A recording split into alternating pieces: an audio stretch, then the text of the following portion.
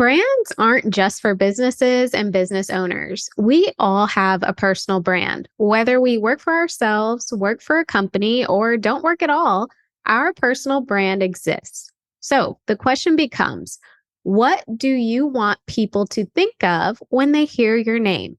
If you don't know the answer or you want to change your current personal brand, this episode is for you. Today, I'm chatting with brand marketing strategist and founder of the boutique marketing agency Simply MultiMedia, Milou Pietersz. Milou and I are going to talk about all things branding, content, and more. Welcome to the City Girl Savings Podcast. I'm Raya Reeves, founder and finance coach of City Girl Savings. I turned my life around with budgeting many years ago, and now I'm on a mission to help others do the same. I fully believe that you can enjoy your life on a budget, and this weekly show will focus on the intersection of money and the city girl lifestyle. Join me every week along with some special guests as I share my experiences, advice, and guidance on navigating life and money as an experience-loving millennial.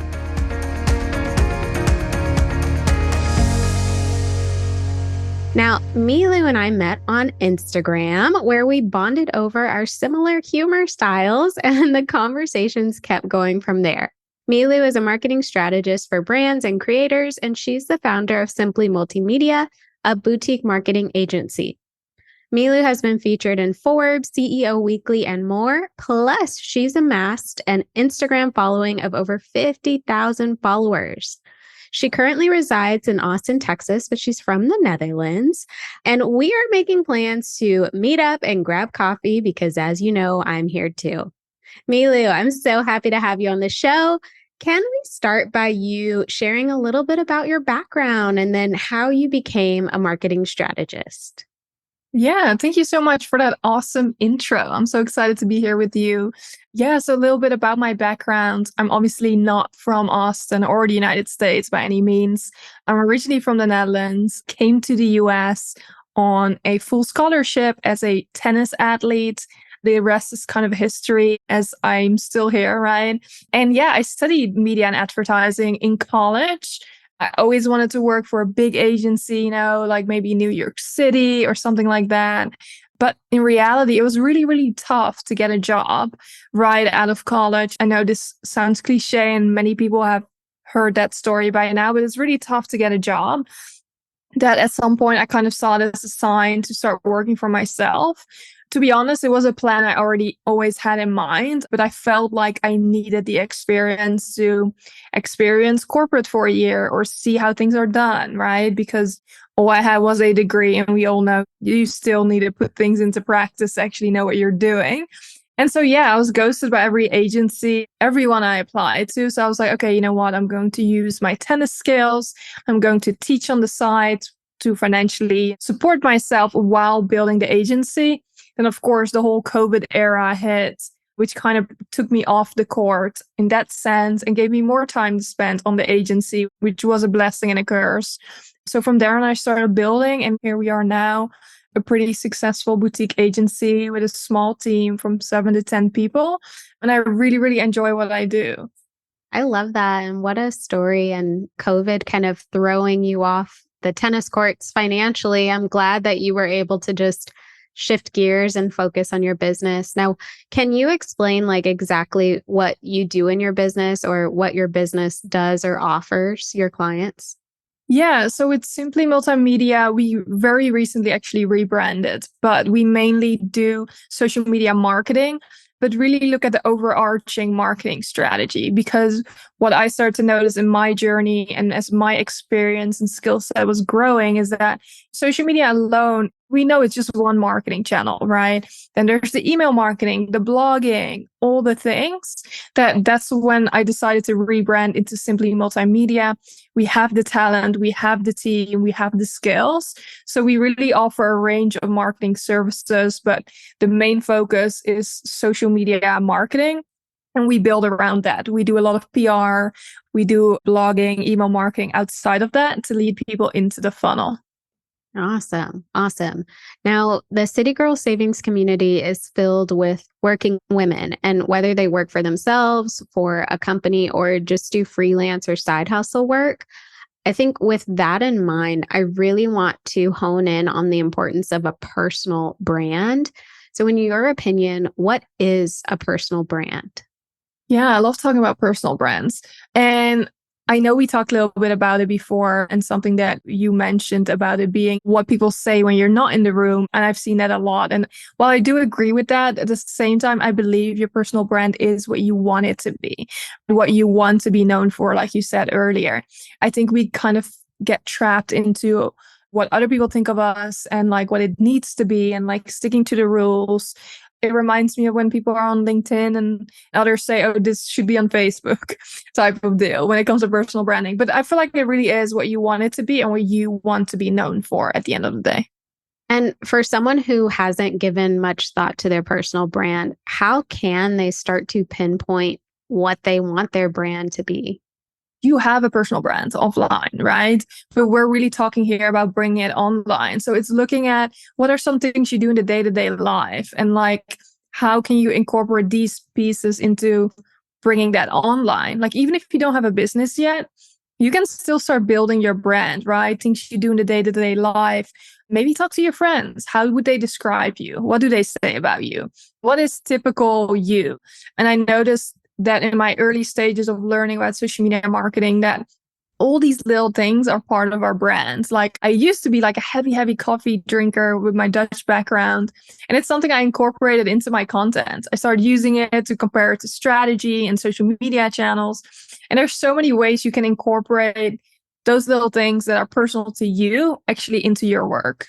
Yeah. And I think another thing too is I know you mentioned like we're talking bringing your personal brand online, but it's important for people to understand that even if you don't have intentions of starting a business and you work in corporate or you work for someone else, you still have a brand, right? And you can still Yeah. bring that brand online and you kind of get to decide how you want that brand to reflect, even if you are working for someone else. Would you agree with that?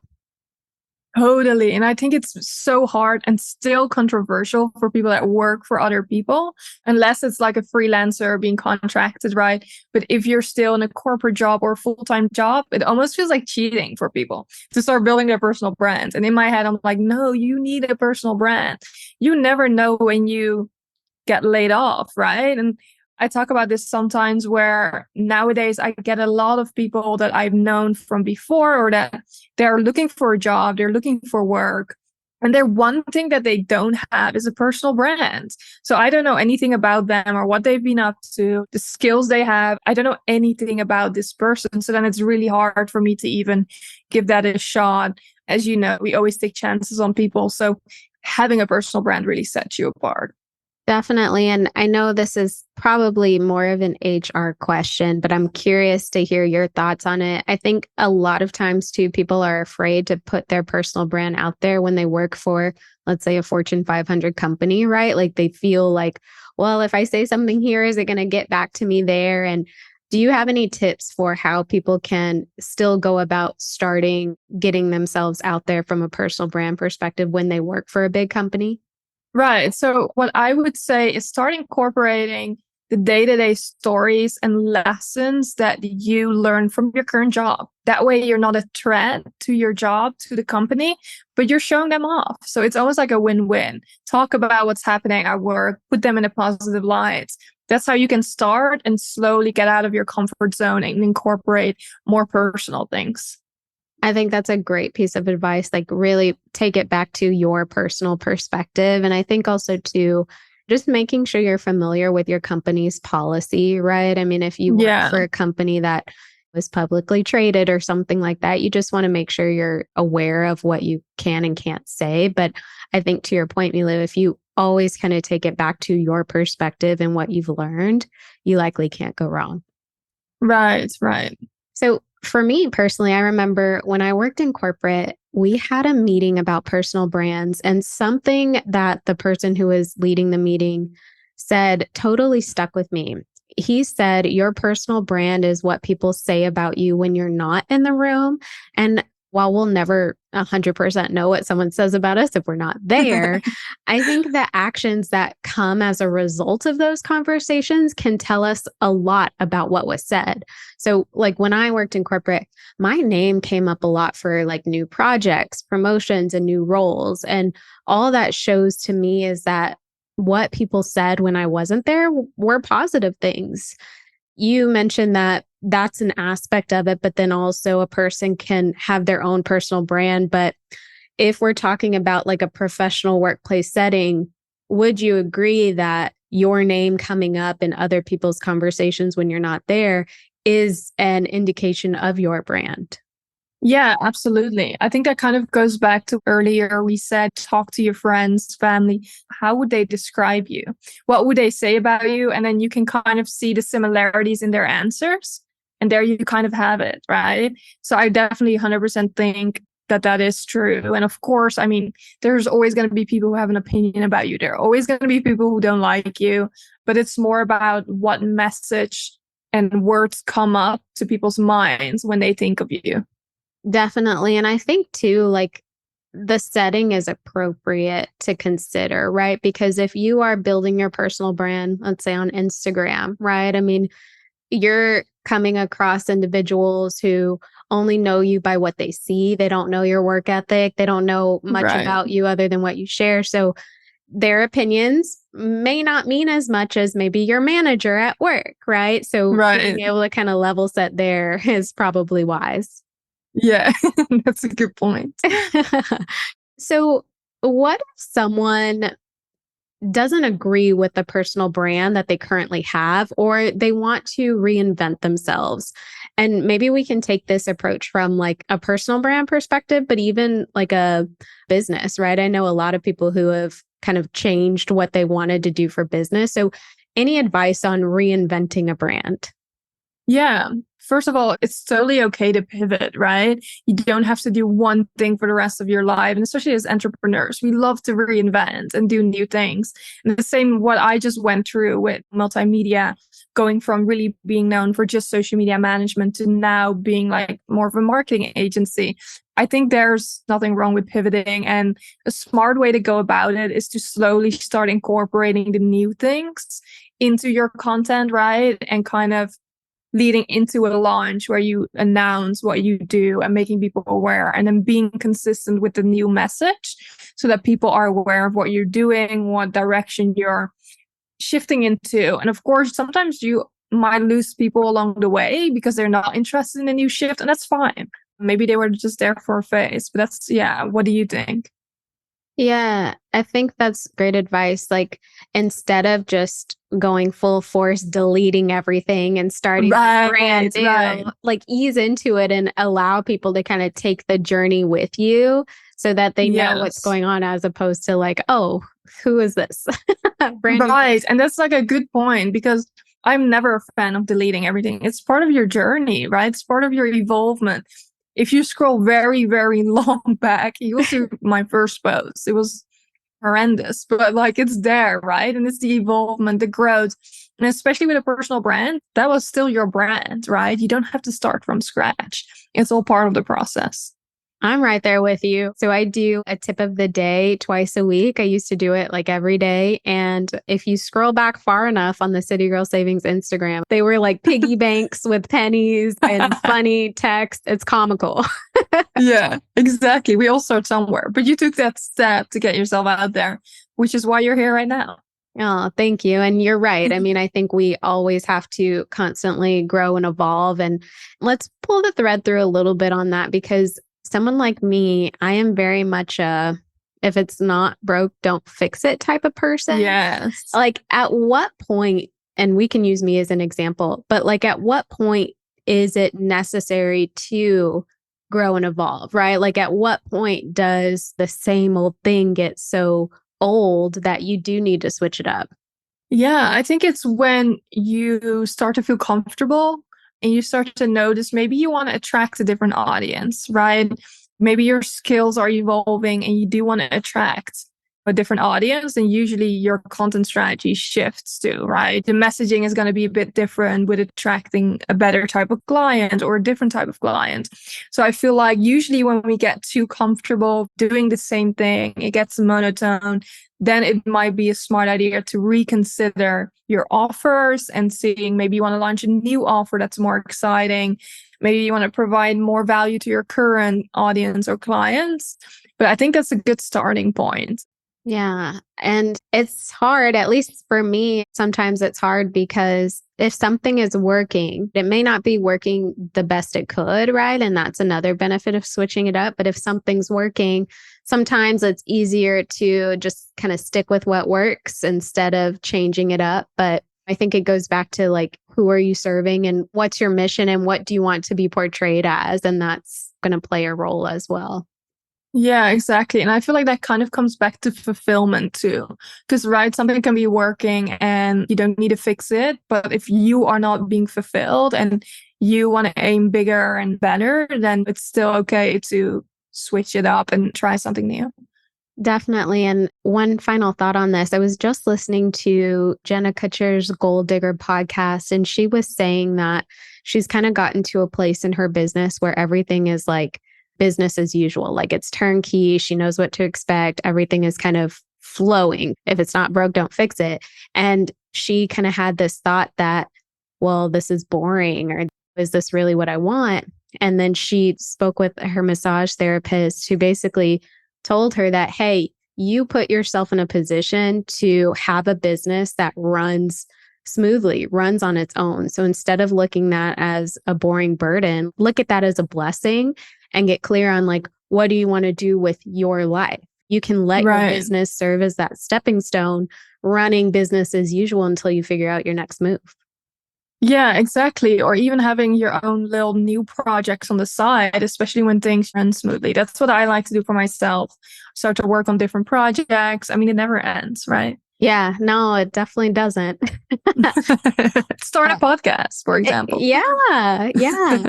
Like sometimes too, it's you can leave what's working alone, but add something new to the mix. Like you said, Yes, start a exactly. podcast.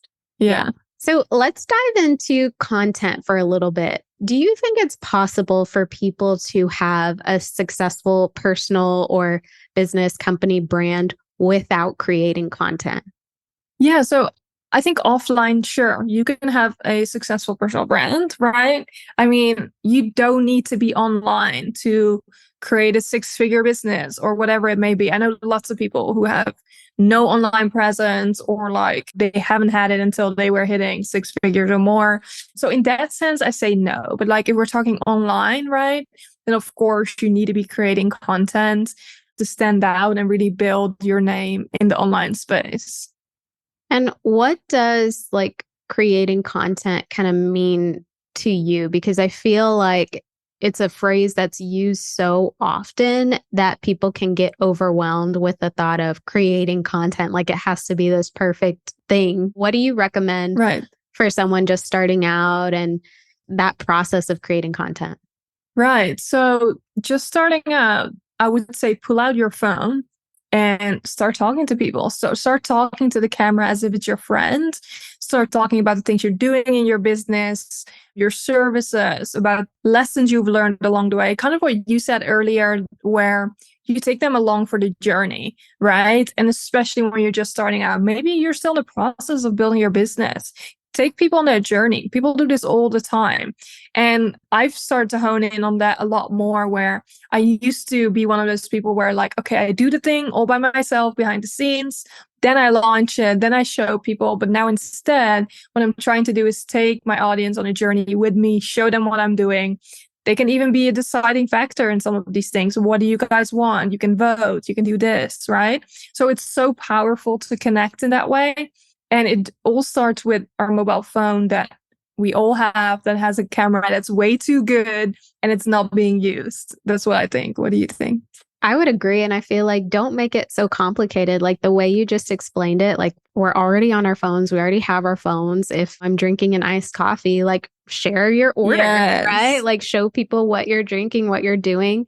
I think that's a great piece of advice. And I kind of asked you two questions, but I want to go back to hearing what you would consider creating content and like your thoughts around that terminology. Right. Yeah. So creating content, I mean, the first thing that pops into my head right now is video, creating video content, because that can drip down into any type of content that you want to push out there, right? Like us recording this podcast can result into a month's worth of content.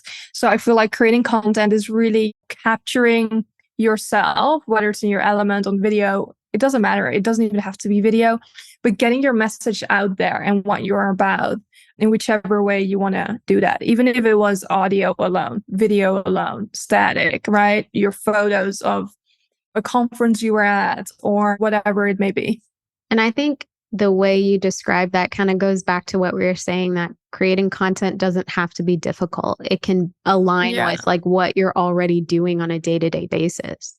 Exactly. And I feel like once you shift your mindset and get into that content creation mode, you cannot unsee it, right? You see content everywhere. Like for myself, content is everywhere. I never run out. Obviously, that's my brain and the field I work in. But I think any person can get into that mindset. Once you see it, you're like, oh, that makes sense. I'm curious, did you start like that? So when you started your business, I mean, did you start creating content from the very beginning? How did that work for you? Yeah, I actually did. I started creating graphics. It didn't look good. I hopped on stories regularly for my then 400 followers. I actually posted one of those stories like in a green screen not too long ago about sharing with people. This was a story of me in 2019 to show them, hey, I'm showing up here. No one is probably listening to me. Probably not at all. But I'm showing up and like I'm so proud looking back at that because I was showing up, talking about my business, telling people what's going on. And yeah, so I would say I was creating content from the start, not on the level I am right now, but I was definitely trying. That is awesome. And you should be proud of yourself. I feel like sometimes the hardest part is like actually doing it, right? And knowing that maybe you're doing it and only one person is going to hear, or no one's going to hear, right? But you still show up anyways. Exactly. And it's that first story, that first piece of content that you can be the most proud of because that got you to the end results. Like you said, that's the hardest part, just getting started. And it reminds me when I first started my YouTube channel, it was so humbling because I had an Instagram audience. Nobody cares about me on YouTube. I might get a couple of views. It took me a full hour to make my first video because I'm like looking at what I'm looking and how I'm talking and it was exhausting. And now it takes me maybe half an hour to shoot a quick video.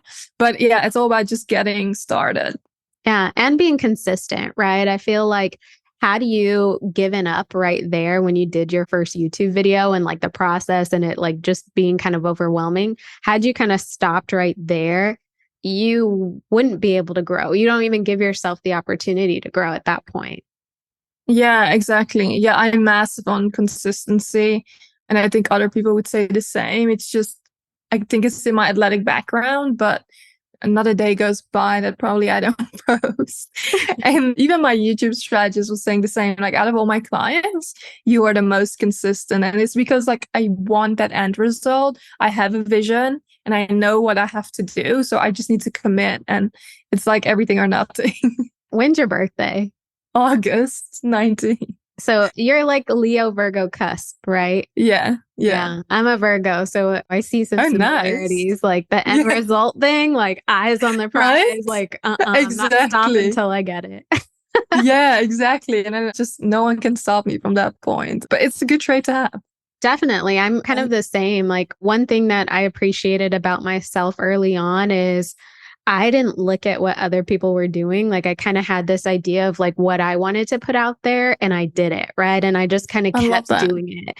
And yeah, I do think there is something to be said about market research and like looking at like what people similar in your fields are doing and seeing how it's working. I do think there's something to be said about that, but I've always kind of shied away from that and just focused on what I thought would resonate with my audience. And it served me well. I love that so much because that's something I've been also trying to shift out of. I get so tired of looking what other people are offering, what offers they have, that I forget what I want to do, like whether it comes to the price point, like around what price point should I be? What should I create? Do I need a membership? Do I need a course? Oh, this person has a mastermind. I need a mastermind. You know what I mean? It never ends. So Right. like I can so resonate with that because recently I was like, going to stop looking at what other people are doing because it's never going to happen if I'm just going to keep looking. And instead, I'm just going to do what feels right for me. And if, like we said, pivoting is okay, you can pivot out of it if it doesn't work and kind of go from there. Yeah. And I think it also kind of comes back to like your mindset as a creator and then obviously the consumer's mindset. But as a creator or as a business owner, you create based on what you think your ideal customer needs, right? And you do that knowing that not everybody is going to be your ideal customer. Like your message, your product, it's not going to Yeah. resonate with everyone, and that's okay, right? Like there's more than enough to go around. And I think that's such an important frame of mind to have when you're creating as a business owner or content creator. Yeah, and that's almost like the hardest part too, because like you said, it's actually a great thing that it doesn't resonate with everyone. It shouldn't, right? Right. Because it just becomes harder to sell it. Like if you just resonate with anyone and everyone. But I fall trapped to that too when I'm creating stuff for social media managers where I'm like, oh, this is for everyone. But then I really should own down into this is for your first 2 years. This is for if you have been doing it for 2 years and up, because the skill set, the experience, it's all so different at each stage. Yeah, I definitely agree. Got a money question you want me to answer on the podcast? I'm starting a new segment on the show called City Girl Solutions, where I answer any questions you have for me. Money, business, life, you name it. Submit your questions at citygirlsavings.com/QA and get your question answered by me in a future episode. And did you know that we have so many free money resources on our blog, Instagram, and TikTok channels? Find us across the internet at City Girl Savings. So when I started my content creation journey for City Girl Savings, which launched January of 2015, like a long time ago, I started with a blog as my primary content source. And I shared everything like from the blog on social media. And there are quite a few things I wish I would have done differently back then. Like, for example, when I would create blog posts, I would do it under the pseudo name of the CGS team. So it was just me. There was only one person, but like every blog post was from the CGS team. Like it took me like 2 years to put my face out there, my name out there. I would change that. But another thing I wish I would have done differently was set up my email newsletter. It took me about a year after launching to set that up. So you had mentioned email marketing a little bit earlier, but I want to hear your thoughts on email marketing. Yeah, so that's actually so funny. I can resonate with both completely. For the first thing, like I feel like that's almost like an ick of mine. It has turned into an ick where I see so many people do this, where they're like, oh, the team or we, and it's really just a personal brand. And I get it. I've been there too, but it's okay to say I and put yourself out there and be like the front facing of your team. I think it's powerful if anything, because it just comes across silly sometimes when it's like, oh, meet our CEO, meet our founder, right? As if I think it's kind of what corporate teaches us in a sense where it's like, oh, meet our founder. And then the second thing about email, oh my God, same. Like I wish I started sooner. I was one of those people that was like, oh, I don't need an email list. I'm so tired of people saying that. I have social media, but definitely something I wish I started sooner.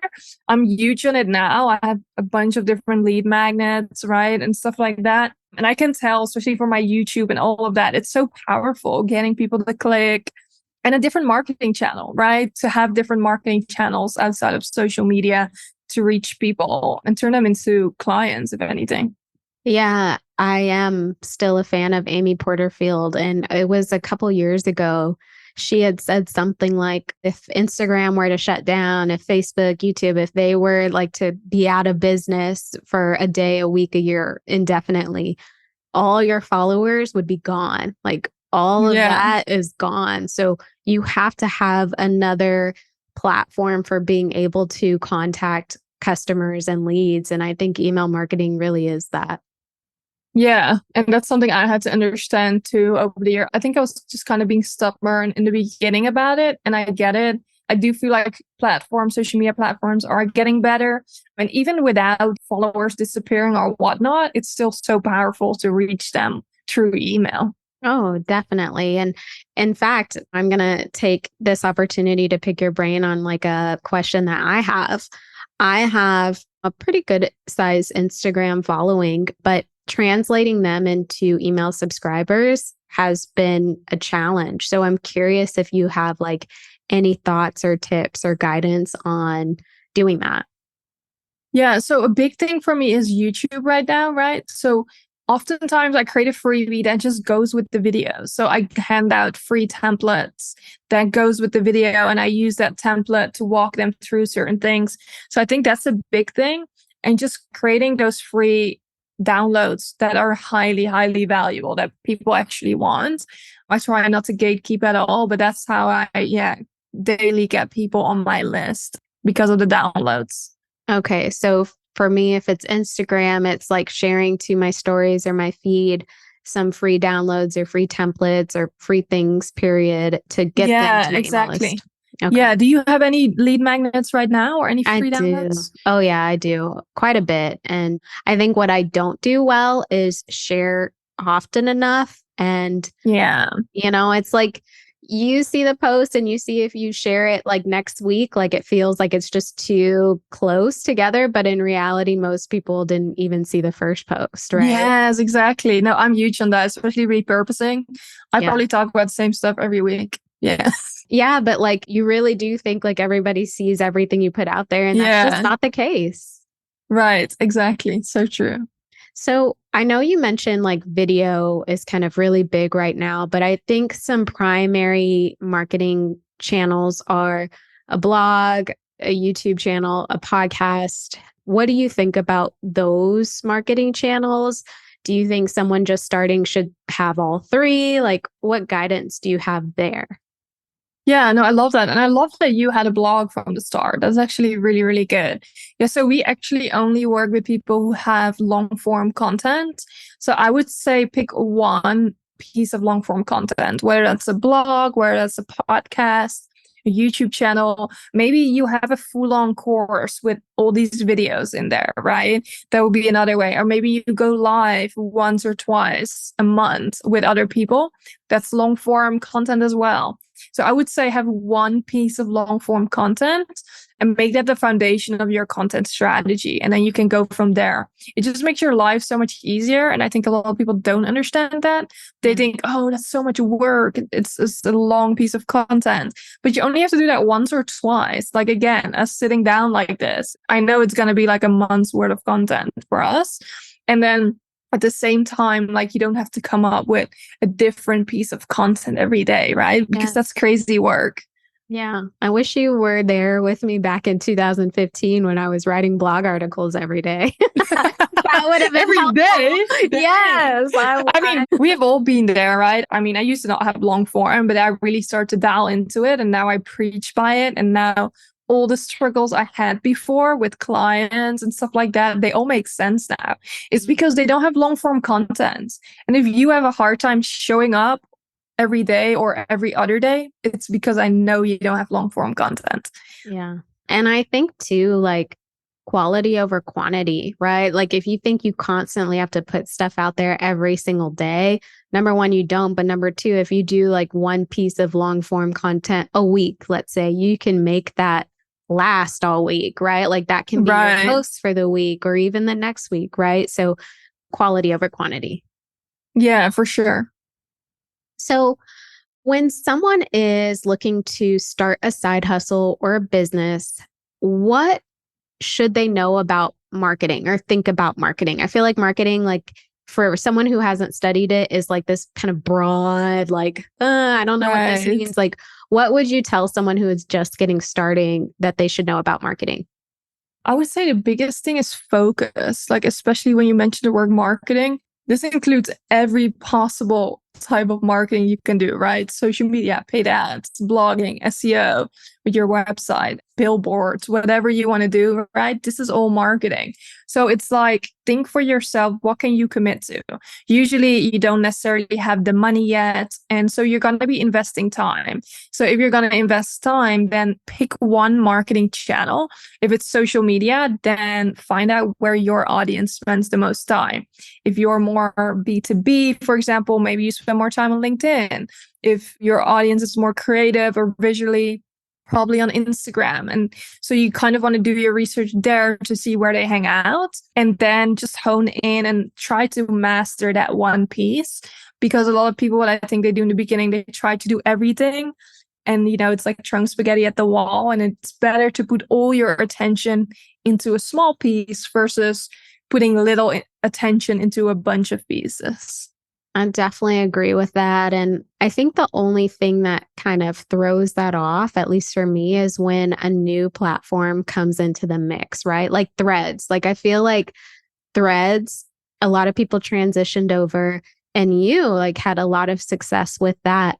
But that can take your focus, right? Like what if you're honing in on Instagram and then Threads comes up and you're like, oh, I guess I need to be there. Like, where's that balance? Something like Threads, of course, Threads is a little bit different, right? Because a part of our audience did translate over. But I do notice a lot of people follow me on Threads and don't actually follow me on Instagram, which I think is pretty funny. But yeah, it's like thinking to yourself, is this a shiny object right now? Or is it actually going to benefit me?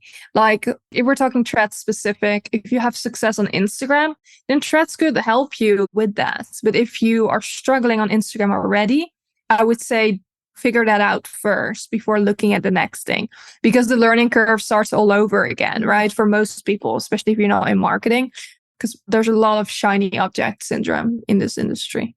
That's a great piece of advice, right? Like the first thing that you have decided, like this is where your audience is, like if you have not maybe mastered that or figured that out yet, or got that to a place where you're comfortable with it, focus on that before moving to the next thing. Yeah. Yeah. Because that's the most common mistake I see people make. They go everywhere because they get kind of in a desperate phase, right? Just starting out, they want it to work, which I get. But if you can't figure it out on one side, then what makes you think you're going to figure it out on a brand new place, right? It's just going to get harder and more disappointing at that point.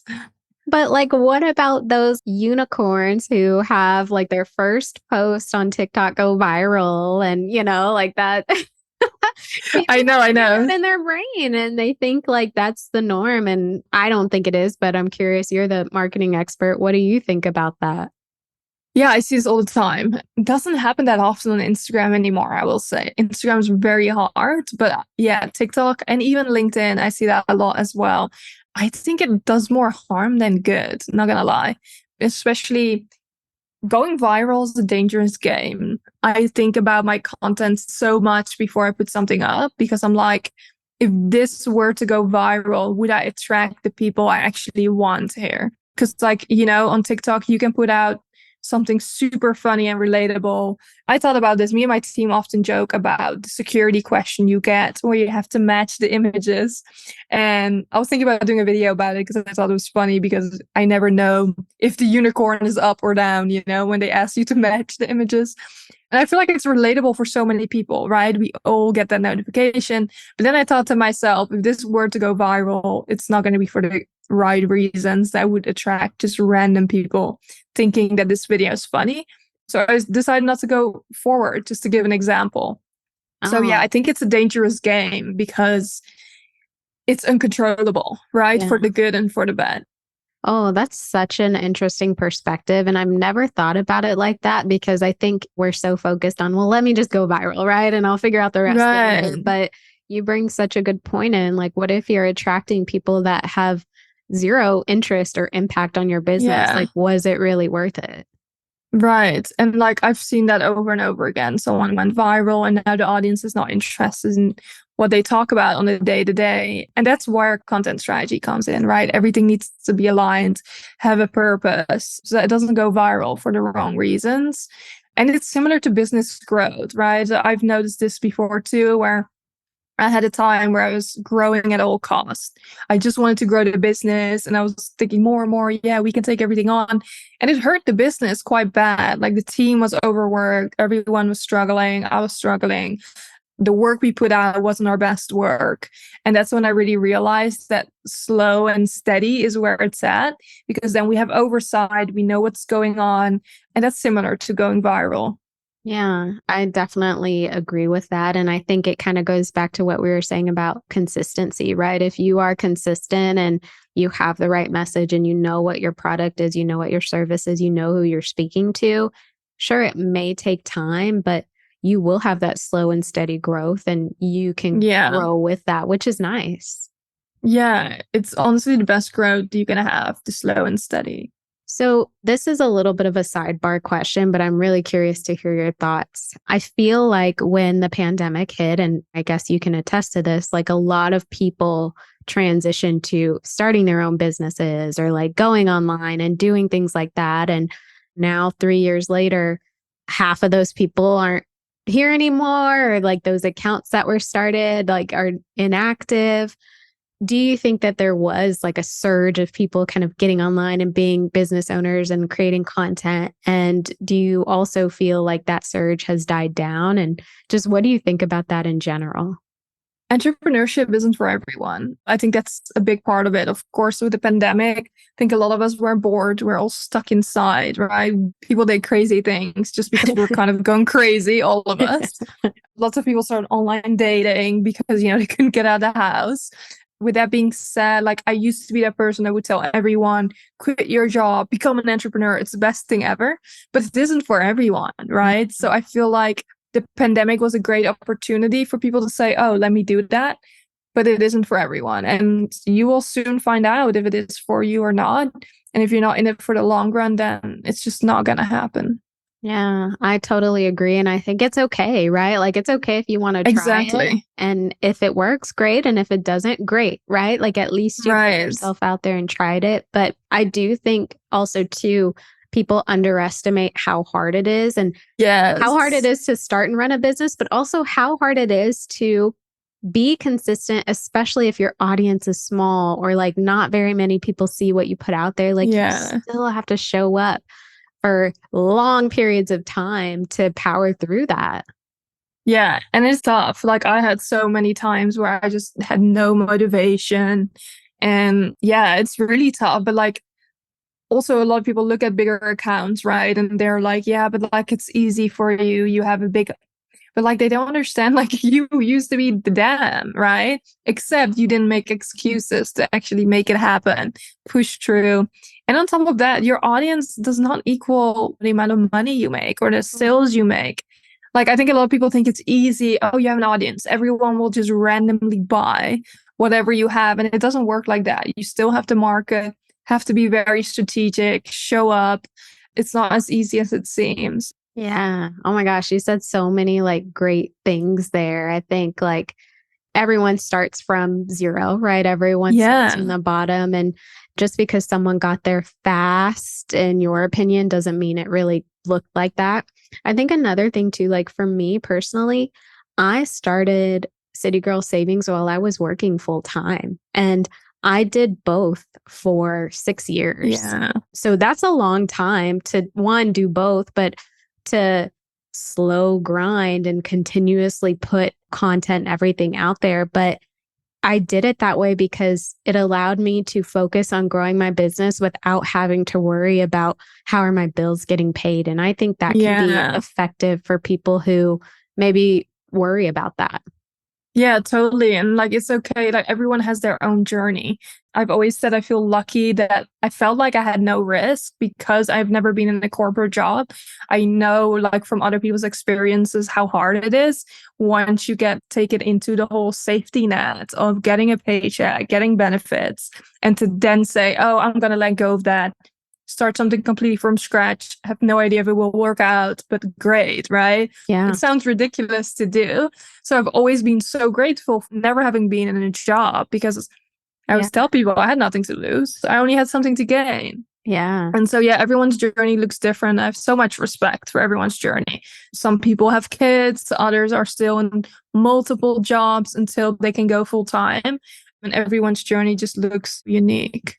Oh, that's such a good perspective. I think like doing both, like working full time and growing a business is hard in and of itself. But when your business gets to a place where it replaces your corporate income, people think, oh, well, that's easy. Like, I'm just going to go focus on my business. But it's not like you are literally giving up so much. And like for me, like I grew in corporate. So, like, I had a brand there, I had built a reputation there. And you're also closing that chapter. Like, there's so much more to it Right. than just transitioning for money. And I don't think Right. people talk about that enough. Yeah, so my CEO, she has a long corporate background, talks about that a ton. And with the whole identity change, right, from your personal brand, going out of corporate, all of a sudden having to find an identity, if anything. And yes, I'm just grateful to be surrounded by others who have had those experiences while I haven't had those. And yeah, so there's a lot to all of those things. Definitely. Okay, so we're kind of getting to the end here, but I want to hear your thoughts on this because this is something that sometimes I struggle with. As a business owner, as a content creator, it can be hard to just like shut down and turn off the work. How do you personally find that balance between your business and your personal life? Yeah, I think that's a great question. A great question to end with. I personally don't really believe in balance. I think it's always out of balance, right? Especially, when you work for yourself, you probably overwork, right? And you make random hours. I recently started a new schedule. I wake up at 4 a.m. every morning and get a bunch of work done while it's dark outside. No one distracts me. And it has been great. Like, it has been so great. It allows me to sleep on time because I get done earlier. But I think it's finding what works for you. So, like, finding that balance, but also acknowledging that you're not always going to have balance, Mm. right? I think, especially depending on what your family situation looks like. If you are a mom or a parent, your balance is going to look so different than anyone else. So I think don't be so hard on yourself because as entrepreneurs, especially in the beginning, we often get guilt trips into why are you always working, right? Mhm. And it's because not everyone will see your vision. So I think acknowledging that there isn't always going to be balance and finding what really works for you. Yeah, I'm literally like one of those people you just described. Like early on, when I was working both in corporate and growing City Girl Savings, it was corporate during the week and then calls in the evenings, client calls in the evenings. And then the weekends were for like all the content and stuff. So I literally had no time. And, I had to deal with like the people in my life who wanted to see me, wanted to spend time with me, like saying, like, where are you? Like, did you just like Yeah. you work too hard, all of this. And it's because they didn't see the vision. But it also taught me that you do have to prioritize what's important. Right. And those people were important to me as well as growing my business. So I had to make time and it was a struggle, but it taught me that like you can do a lot more than you think with the time that you're Yeah. given. That you Yeah. have to want it and you have to think through it and focus on it. So that has helped me and it's temporary. Like I always have this thought process that there are seasons, there are periods of time where you have to be head down and grind or you get to relax. And I always Yeah. like go into seasons with that knowledge and that helps me as well, just knowing that it's temporary. Yeah. That's such a good point. Yeah. We talk about that a lot with the team too. It's just phases you go through. Mhm. Like if you have a lunch coming up, it's not time to slow down and hang out. But like there's going to be seasons where it's slower and you can kind of more go through the motions. So it's definitely, like I said, kind of always out of balance, but that's how you find balance almost, if that makes sense. It does. It does. And like, we won't even get into like when things come up in your personal life that totally rock your world and your Yes. business. Like, I'll get you back on the show and we'll have more conversations on that. But Milou, thank you so much for being here. Before we wrap, what's next for you for Simply Multimedia? Like, what's happening for you? Yeah, so something exciting I'm working on right now is in the AI space. I'm working on actually cloning myself. So that's kind of like a fun side project right now where I'm going to make an AI version of myself by Wow. scraping my knowledge from YouTube, all the other social media channels to be able to give more people access to me that way. So that's something I'm excited about launching. Yeah. Cool. Well, please keep me posted. Keep the City Girl Savings community posted. I need to get on the AI bandwagon. So definitely let me know how that goes. Yeah, I definitely will. And then, how and where can listeners connect with you? Yeah, so I'm basically on all channels, but I'm probably most active on Instagram and YouTube as Milou, Milou, and my last name Pietersz, Pietersz. But I'm sure it will be in the description as well. Oh, yeah, I will link to it in the show notes for sure. So, thank you so much, Milou. It was such a great conversation, and I can't wait to have you back on the show. Yeah, thank you so much. It was so fun. Thank you so much for tuning in to City Girl Savings today. I hope you feel empowered and inspired to master your money as you make your way to your dream life. Make sure you subscribe so you're the first to know when a new episode comes out. I truly value your thoughts and feedback, so please leave a review and let me know how this podcast has impacted you. Can't wait to chat soon and make it a great day.